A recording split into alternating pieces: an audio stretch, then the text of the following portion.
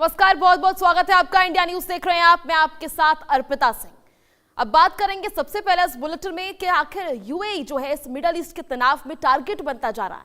Dubai की चमक, Abu Dhabi की ताकत और अरब दुनिया की नई राजनीति, इन सबके बीच यूएई आज ऐसे मोड़ पर खड़ा है जहां दोस्ती की भी खतरा बनती नजर आ रही है और तटस्थ रहना भी आसान नहीं है। जानकारी के मुताबिक यूएई के लगातार दुश्मन बढ़ रहे हैं और इजराइल से यूएई की करीबी कुछ देशों को सही नहीं जा रही है। ऐसे में बड़ा सवाल यह है कि क्या खाड़ी का अगला बड़ा निशाना यूएई होगा? साल में यूएई के हो गए कई दुश्मन, क्या खाड़ी का अगला टारगेट यूएई है?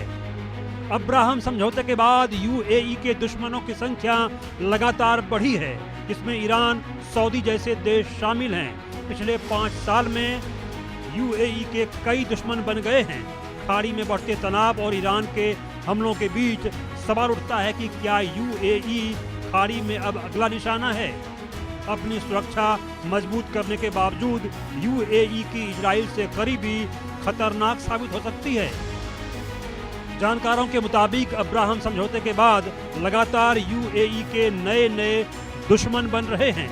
पिछले 5 साल में यूएई के लगभग 12 दुश्मन बन गए हैं।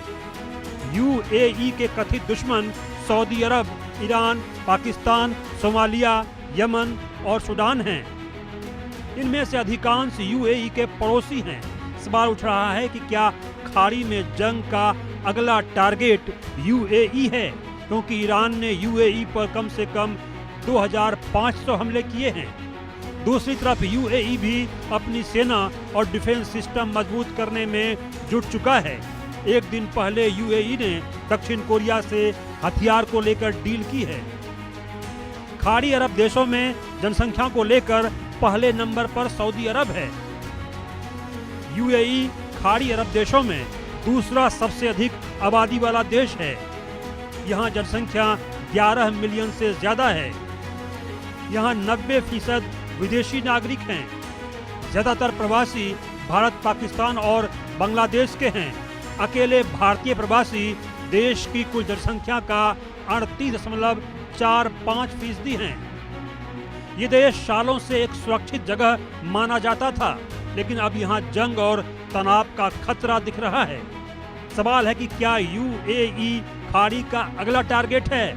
सबसे बड़ा दुश्मन ईरान है। वो इजराइल से नजदीकी से नाराज है, हमलों की धमकी देता रहा है। इस कारण क्षेत्रीय तनाव बढ़ा है। दूसरी तरफ सऊदी अरब है, उससे क्षेत्रीय नेतृत्व की प्रतिस्पर्धा है।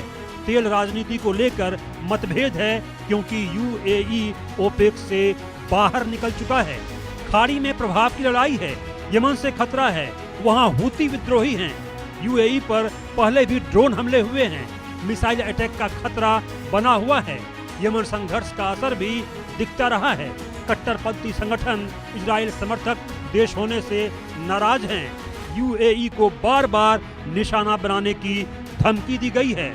प्रॉक्सी नेटवर्क पहले से सक्रिय है, यानी बढ़ते खतरे, ड्रोन हमले, मिसाइल हमला, साइबर अटैक, जिसका अर्थ है तेल सप्लाई पर असर, आर्थिक और पर्यटन पर खतरा। इजराइल से करीबी, ईरान से तनाव और क्षेत्रीय राजनीति के बीच यूएई की सुरक्षा सबसे बड़ी चुनौती है। 2020 में संयुक्त अरब अमीरात ने बहरीन, मोरक्को और सूडान के साथ मिलकर इजराइल के साथ संबंधों को सामान्य बनाने के लिए अब्राहम समझौते पर हस्ताक्षर किया। इसके बाद से यूएई का झुकाव इजराइल की ओर रहा है। वहीं सूडान संघर्ष में यूएई ने वहां की सेना की बजाय आरएएफ को सपोर्ट कर दिया और उसको हथियार दिए, जिससे उसके रिश्ते सऊदी अरब से और भी खराब हो गए। वहीं यमन में भी उसने सऊदी समर्थित सरकार की बजाय वहां की मिलिशिया ग्रुप को समर्थन दिया। वहीं जब सब सुन्नी अरब देश सीरिया के पूर्व शासक बशर अल असद से दूरी बना रहे थे, तो यूएई ने 2018 में सीरिया की राजधानी में अपना फिर से दूतावास खोल दिया।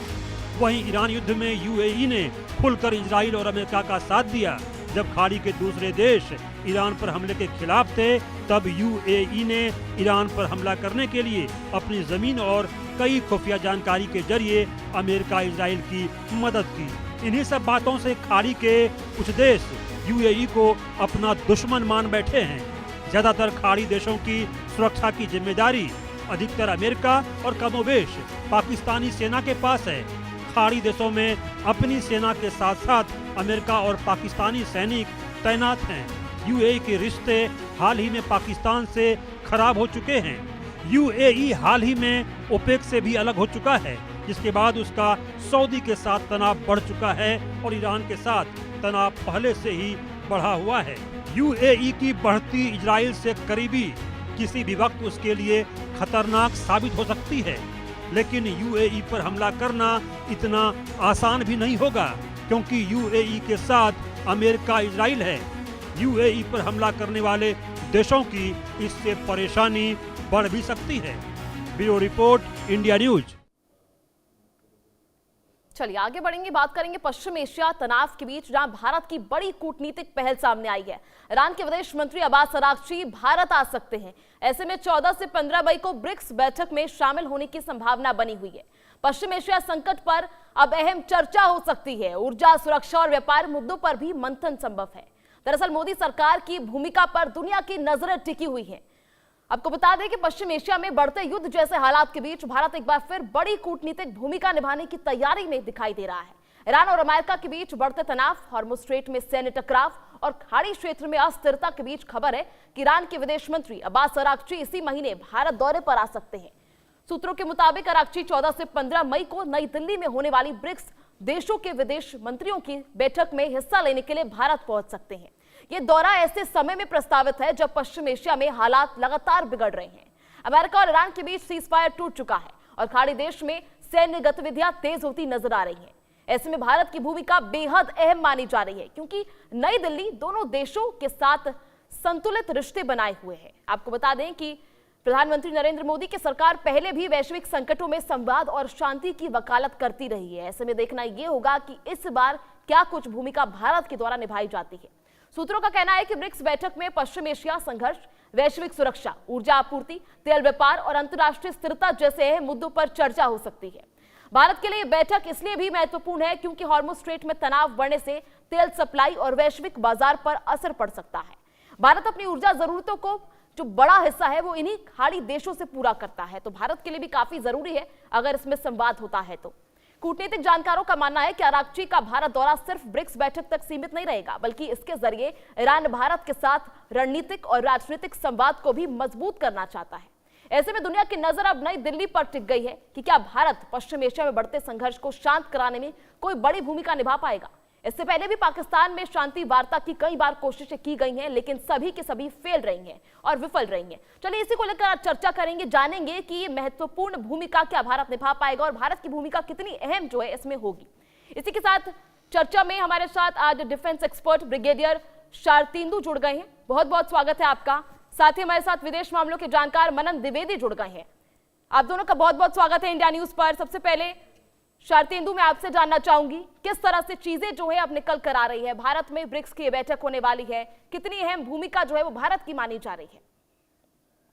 देखिए, डेफिनेटली हिंदुस्तान जो है ब्रिक्स का फाउंडर मेंबर रहा है, तो उसमें जो वार्ता होने जा रही है नई दिल्ली में वो बहुत अहम है।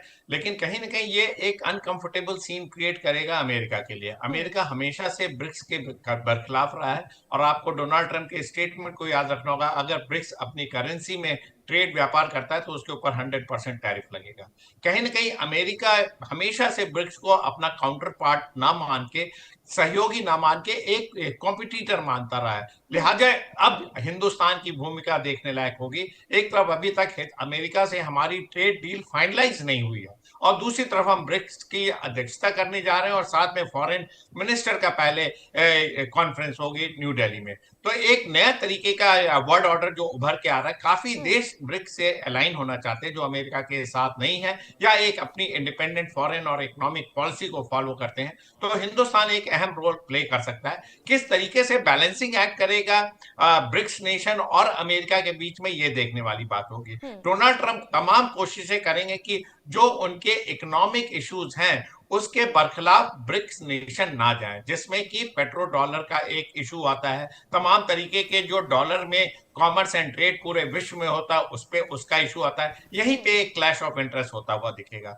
अगर लोकल करेंसी में ब्रिक्स नेशन आपस में व्यापार करने लगेंगे तो कहीं ना कहीं डॉलर का जो इंपॉर्टेंस है वो कम होगा। और साथ में ब्रिक्स क्या रोल प्ले करेगा रीजनल स्टेबिलिटी में और वर्ल्ड पीस में, क्योंकि ब्रिक्स का देखिए ईरान मेंबर है और ईरान आज की डेट में सेंटर इशू बना हुआ है। अमेरिका लगातार हमले कर रहा है, सीज फायर का वायलेशन भी बीच बीच में होता रहा है, लेकिन क्या इससे मुद्दे निकल के आएंगे?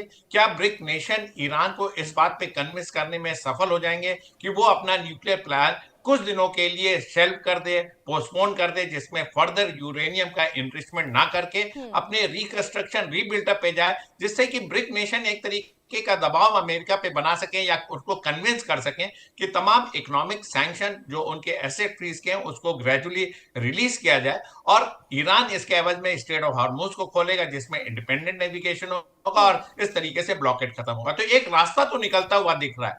कितने वेहेमेंटली हिंदुस्तान, चाइना और रशिया, साउथ अफ्रीका मिलके इस पॉइंट को परस्यू करते हैं ये देखना होगा। कहीं ना कहीं बैकडोर डिप्लोमेसी में चाइना भी एक अहम रोल प्ले कर रहा है। जो सीज फायर आज की डेट में ईरान और अमेरिका के बीच में चल रहा उसमें अहम भूमिका चाइना की भी है। तो अगर ब्रिक नेशन चाहेंगे तो डेफिनेटली मिडिल ईस्ट का रास्ता सरल होगा, सीज फायर कंटिन्यू होगा और एक वार्ता हो सकती है। लेकिन जो उसके काउंटर पॉइंट है जो मैंने बताया कॉमर्स इशू, उसको आपको एड्रेस करना पड़ेगा या फॉर द टाइम बिंग आपको उसको पोस्टपोन ना करना पड़ेगा, क्योंकि आप मिडिल ईस्ट में पीस चाहते हैं।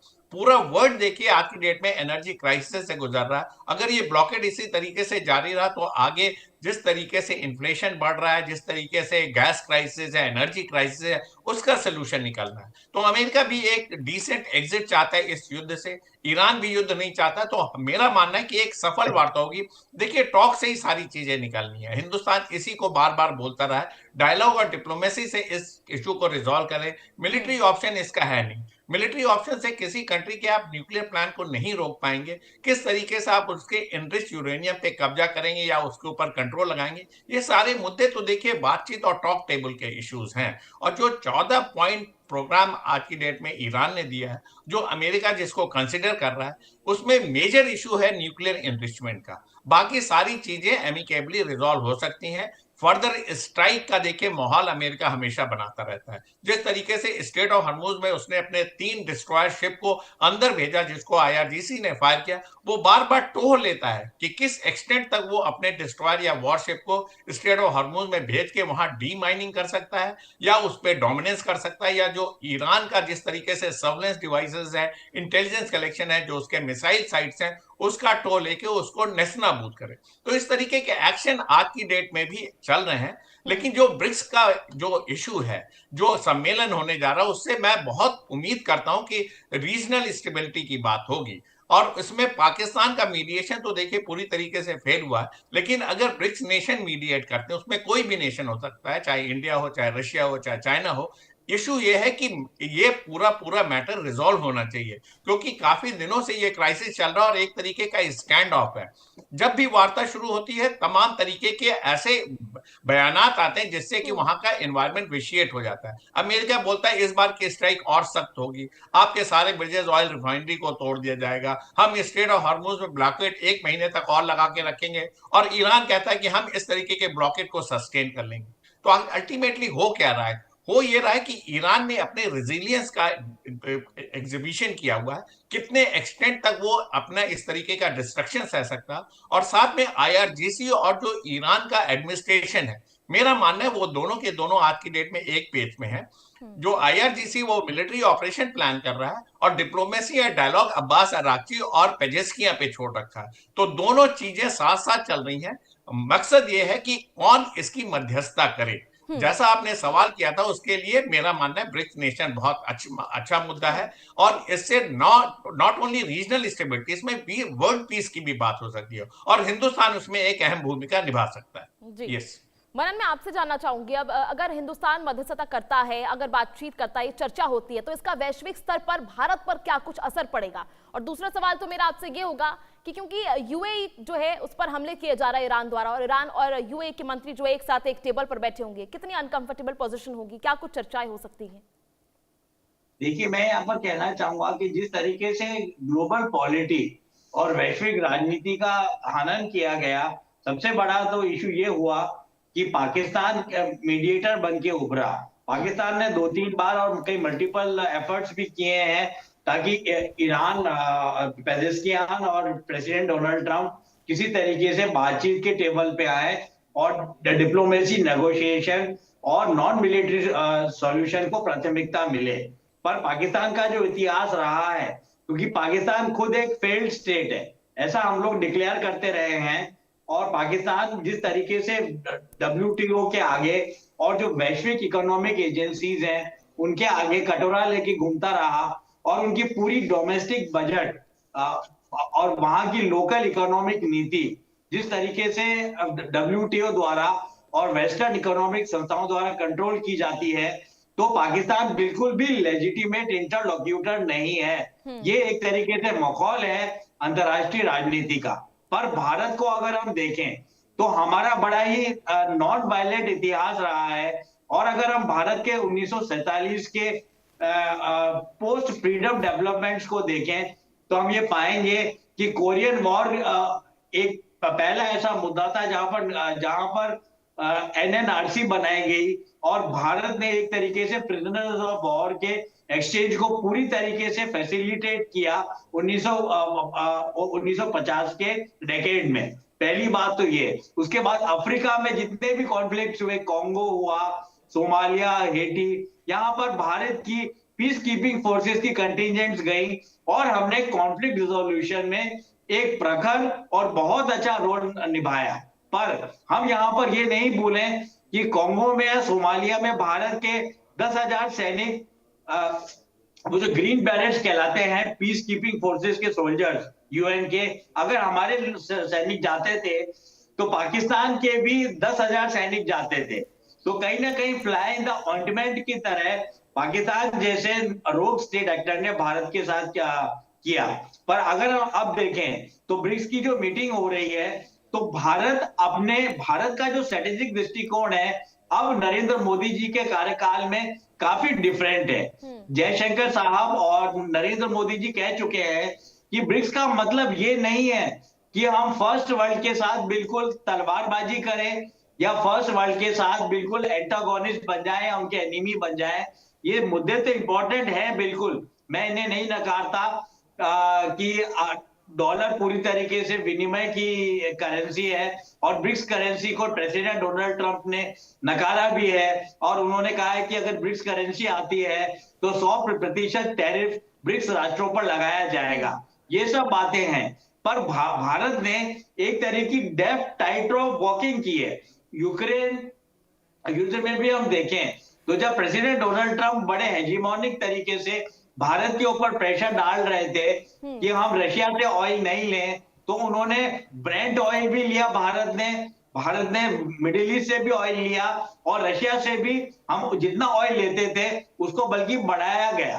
तो कहने का मतलब है भारत ने बड़ी बैलेंसिंग की नीति अपनाई, और भारत का जो कूटनीतिक अनुभव है कॉन्फ्लिक्ट रिजोल्यूशन में जो हमारी सार्थकता है उसको यूटिलाइज किया जा सकता है। और भारत अगर फ्रांस के साथ मिलके आगे बढ़े तो पेजेस्कियान साहब में और ट्रंप साहब में बातचीत हो सकती है, क्योंकि फ्रांस को भी पेजेस्कियान साहब ने अभी 1-2 दिन पहले उनकी मीटिंग हुई इमैनुअल मैक्रोन के साथ, जो फ्रांस के प्रेसिडेंट हैं। फ्रांस ने भी अपना इंटरेस्ट जताया है कि वो मध्यस्थता करने को तैयार है। और एक बात है जो अभी समय के अनुकूल नहीं है, पर प्रेसिडेंट डोनाल्ड ट्रंप ने भी ये बात कई बार कही है। वो अलग बात है कि प्रेसिडेंट ट्रंप कहते क्या है, करते क्या है, और पेंटागन और व्हाइट हाउस क्या डिसाइड करता है। पर अमेरिका की तरफ से, इनफैक्ट जो बाइडेन की तरफ से, ये शुरू से एक डेवलपमेंट रहा है कि भारत को अपनी विदेश नीति में और अपनी कूटनीतिक में फैलाव लाना पड़ेगा, और रीजनल स्टेबिलिटी या क्षेत्रीयवाद से ऊपर उठ के ग्लोबल कॉन्फ्लिक्ट रिजॉल्वर की तरह भारत को आगे आना पड़ेगा। तो मुझे लगता है भारत की पर्सनल इमेज के लिए भी ये बहुत बड़ा मौका है कि हम बात करें आराघची साहब जो आ रहे हैं, और एक तरीके से भारत भी ग्लोबल कूटनीतिक हाई टेबल पे कॉन्फ्लिक्ट रिजोल्यूशन का काम करे। पर आपका जो दूसरा प्रश्न है, मैं अब उस पर आता हूं कि अगर यूएई को हम देखें तो यूएई और ईरान के बीच में बहुत दिनों से कॉन्फ्लिक्ट थोड़ा बहुत रहा है और काफी प्रखर भी हुआ बीच बीच में, क्योंकि अगर हम देखें तो सदर्न और वेस्टर्न टर्न आइलैंड और अबू मूसा आइलैंड दो ऐसे हैं जो टेरिटरी शेयर करते हैं यूएई और ईरान, और इन दोनों आइलैंड्स के ऊपर ईरान और यूएई के बीच में कॉन्फ्लिक्ट है। कई बार बातचीत हो चुकी है, और अगर हम देखें तो जिस तरीके से इजराइल पैलेस्टीन का कॉन्फ्लिक्ट भी ब्रिटिश अंग्रेजों द्वारा जनित है, वैसे ही टर्न और अबू मूसा का कॉन्फ्लिक्ट भी ब्रिटिश द्वारा जनित है, क्योंकि ब्रिटिशर्स जब जाने लगे 1960 में तो उन्होंने शारजाह शेखडम को ये दोनों आइलैंड दिए। पर टेक्निकलिटी यहाँ पर ये फंसी हुई है यूएई और ईरान के बीच में कई डेकेड से, कि शारजाह शेखडम जो था वो यूएई के 7 प्रोविंसेस का ही पार्ट था, और ईरान इस टेक्निकल डिटेल को, इस इंटरनेशनल लॉ के डिटेल को नहीं मानता है।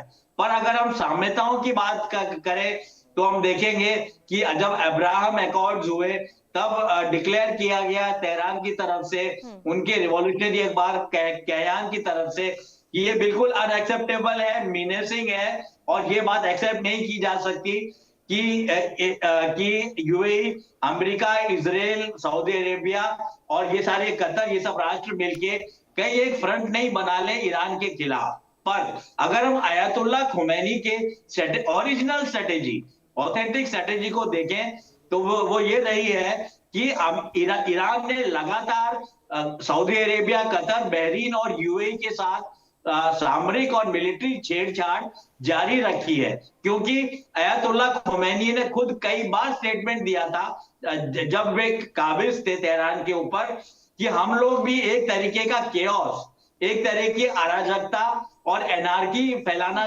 का एनवायरनमेंट रखना चाहते हैं वेस्ट एशिया में, मिडिल ईस्ट में, ताकि अमेरिकी इन्फ्लुएंस सामने आगे ना आ पाए और इजराइल को भी ज्यादा क्लियर ग्राउंड स्ट्रेटेजी बनाने का और ईरान के साथ झगड़ा करने का नहीं मिले। तो कहने का मतलब है कि बहुत मल्टीपल कारण है। पर अगर हम ट्रेड को देखें तो यूएई और ईरान के बीच में 2005 से 2009 के आंकड़ों में $12 बिलियन का ट्रेड हुआ है, और करीब 5000 ईरानियन ट्रेडर्स यूएई में रजिस्टर्ड है। फिलहाल आपसे माफी चाहूंगी। इसी बीच देखना यह होगा कि ब्रिक्स बैठक के बाद क्या कुछ निकलकर सामने आता है। आप दोनों का बहुत बहुत शुक्रिया इस चर्चा में जुड़ने के लिए। तो चलिए, वक्त हो चला एक छोटे से ब्रेक का।